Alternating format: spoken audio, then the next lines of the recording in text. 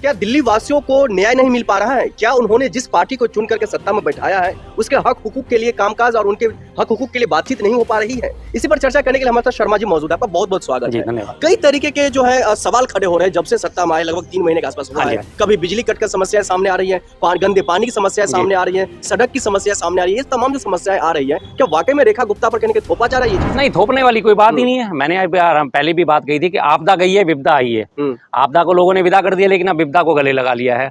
जो समस्याएं पहले थी वही समस्याएं आज के आज में बनी हुई हैं। जो वादे करे गए थे कि हमारी सरकार बनते ही और हम ये सारे आमूलचूल बदलाव कर देंगे, कहीं कोई काम नहीं हुआ। जैसा था वैसा का वैसा ही है।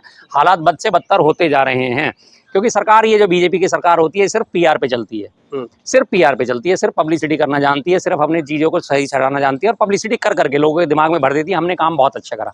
आज तमाम जगह आपने सुना होगा, यमुना साफ कर दी, यमुना की सफाई एक्शन चल रही है। यमुना की सफाई ऐसी है कि यमुना में आज पानी नहीं है।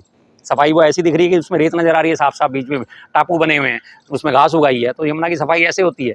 रही बात पानी की समस्या वहीं की वहीं है। जैसे गंदा पानी पहले आ रहा था, वैसे ही गंदा पानी अब भी आ रहा है। वही सुबह 2 घंटे आता है, वही शाम को 2 घंटे आता है, और उसमें भी मैक्सिमम टाइम में गंदा पानी आता है। बोतल बंद पानी पीने को पूरी दिल्ली आज मजबूर है। डीटीसी की बात करी जाए कि हम यातायात व्यवस्था सुधारेंगे, 2000 बसें बढ़ाने के बदले 2000 बसें घटा दी हैं। डीटीसी क्लस्टर बसों का जो है वो खत्म हो गया। उसके बाद उसे रिन्यू नहीं करा गया। क्लस्टर बसें जो थी उनका 31 मार्च तक का वो था, वैलिडिटी वो थी उनकी, जो उनका समझौता था 31 मार्च तक, वो हटा दिया। अब नई बसें कोई नहीं लागी। आज तमाम जनता सड़कों पे परेशान है। जो बसों में चलने वाली होती थी, बसें ही नहीं मिल रही उन्हें, करें तो करें क्या। लेकिन रेखा गुप्ता तो लगातार कह रही है, जो डबल इंजन की सरकार, इस डबल इंजन की सरकार में जो सिर्फ और सिर्फ विकास नजर आ रही है दिल्ली के अंदर में, चाहे अच्छी सड़कों को लेकर के हो या फिर जो है टाइम पर बिजली पानी सब कुछ के लेकर के हो। डबल इंजन की अब तो बल्कि हमें ये कहना चाहिए कि ट्रिपल इंजन की हो गई है। केंद्र में भी सरकार इनकी है, राज्य में भी सरकार इनकी है, और एमसीडी में भी ये आ चुके हैं, बहुमत से आगे इनका महापौर चुना जा चुका है। लेकिन 3-3 जगह पे होने के बावजूद भी हालात जस के तस हैं, और उससे भी बदतर हो चुके हैं। बिजली पानी की आप बात करें तो बिजली जो है इतनी लगातार कट होने लगी है कि अब इन्वर्टर की दुकानें फिर से खुलनी शुरू हो गई, जो कि इन्वर्टर की दुकानें दिल्ली में बिल्कुल खत्म हो गई थी।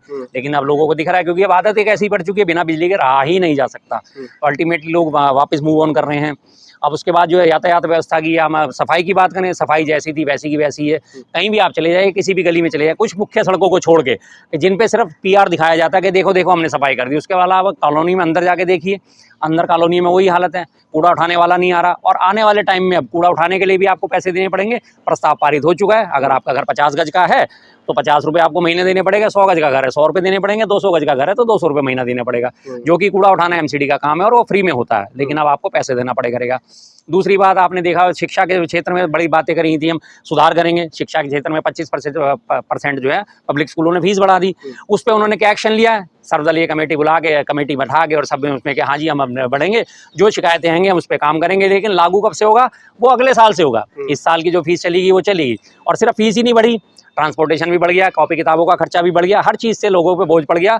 लेकिन अब जो इस पे एक्शन लिया जाएगा वो अगले साल तक चलेगा। अगले साल तक लोग यूज थ्रू हो जाएंगे, बच्चे उनके पढ़ रहे हैं, अल्टीमेटली फीस उन्हें देनी पड़ेगी, लेकिन इन्होंने सीधा सीधा टाल के छोड़ दिया। अब उसके बाद ये जिस वादा को करके आए थे कि दिल्ली की प्रत्येक महिला को, ये बाकायदा मोदी जी के शब्द थे, दिल्ली की प्रत्येक महिला को 2500 रुपये उसके खाते में मिलेंगे। आने वाली 8 मार्च को महिला दिवस पे हर महिला के खाते में 2500 रुपये आ जाएंगे। अब उसके लिए इन्होंने क्या सिस्टम बढ़ेगा, क्या करा इन्होंने मालूम है? इन्होंने सबसे पहले घोषणा करी, हाँ जी हम कमेटी बना रहे, 5100 रुपये का बजट कर रहे हैं। अब उसके बाद इन्होंने कहा है कि प्रत्येक महिला को नहीं, गरीब महिला को मिलेंगे। पहली तो इन्होंने मोदी जी की बात वहीं काट दी, रेखा गुप्ता जी की हैसियत देखे कि मोदी जी की बात काट दी उन्होंने। पहली ऐसा उन्होंने क्या, सिर्फ प्रत्येक महिला को नहीं, जो गरीब हैं, जो बीपीएल है, बिलो पावर्टी लाइन है, उसको मिलेंगे, और उसकी उम्र 21 से 60 साल के बीच होनी चाहिए, और जो घर में सबसे बड़ी होगी उसको मिलेंगे। उसके बाद उसके बच्चों का सबका टीकाकरण होना जरूरी है। कितनी शानदार शर्त लगाई है कि टीकाकरण होना जरूरी है। अब पहले तो अपने घर में जितने भी बच्चे हैं, 2, 4, 6 जो भी हैं, 3 है, 4 हैं, जितने भी बच्चे हैं उसके सबके टीकाकरण के सर्टिफिकेट उन्हें पहले देने पड़ेंगे। कौन रखता है भैया टीकाकरण का सर्टिफिकेट? बच्चा जब पैदा होता है उसके लेकर 5 साल तक टीकाकरण होता है। कार्ड बने होते हैं, जाते हैं हॉस्पिटल में, जाके टीका लगवा के आते हैं। उसके बाद जब टीकों का काम खत्म हो जाता है, सर्टिफिकेट कहीं आपको ढूंढे से नहीं मिलेगा पूरे घर में। अब लेकिन उन्हें सर्टिफिकेट पेश करना पड़ेगा। टीके हम सबने लगवाए, हमारी सबकी बाजुओं पे निशान है टीकों के, लेकिन हमारे पास किसी के पास कोई सर्टिफिकेट मौजूद नहीं है। अब 60 साल की अगर महिला है, सबसे वृद्ध महिला जिसे दिया जाएगा, अगर मान लेते हैं हम उसकी उम्र 55 साल है, तो उसका बड़ा बेटा कम से कम 25 साल का होगा, 30 साल का होगा, और उसे टीका लगा हुआ है 5 साल की उम्र में। 25 साल बाद उसका सर्टिफिकेट कहाँ से मिलेगा? अल्टीमेटली लोग इसमें भी फेल होंगे, नहीं दे पाएंगे। और इनकी हवाबाई बातें हैं, अल्टीमेटली लास्ट एंड फाइनल होगा क्या, कुछ 10 20 50 महिलाएं मुश्किल से गिनती में आएंगी जिन्हें दे दिया जाएगा और प्रचारित कर दिया जाएगा, देखा हमने अपना वादा पूरा कर दिया। और सबसे बड़ा लोचा इसमें एक और चीज है, ये 2500 रुपये पूरा नहीं मिलेगा। 2500 रुपये में से कुछ राशि मिलेगी और बाकी राशि जो है आरडी अकाउंट में जमा करी जाएगी और उसका भी एक लॉक इन पीरियड होगा कि इस टाइम से पहले वो आप पैसा निकाल ही नहीं सकते।